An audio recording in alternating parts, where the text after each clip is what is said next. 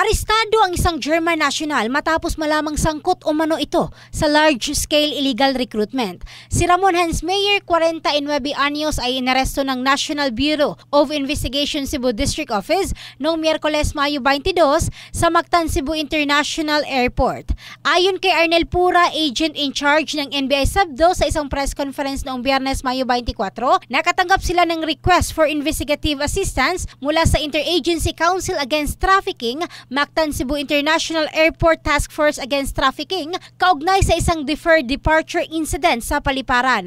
Napag-alaman na ang mga immigration officers ang nag-turnover sa Airport Task Force kay Hensmeyer at sa 4 na iba pang Pinoy na kasama nito matapos malaman sa immigration counters na hindi authenticated ang kanilang vocational training contract. Si Hensmeyer ay nagmamay-ari ng isang German language school sa Tagaytay na siyang nag-alok sa mga biktima ng vocational courses sa Germany sa halagang 11,000 euros. Sinabi ng NBI Sabdo na batay sa record ng Department of Migrant Workers, walang lisensya si Hensmeyer sa pag-recruit para sa overseas employment. Subalit, ang mga naturang paratang ay itinanggi ni Hensmeyer sa interview ng media sa kanya at confident na makakapag-provide umano siya ng mga kaukulang dokumento. In the heart of changing lives, ito si Michelle Craste ng Brigada News Philippines, the Music News Authority.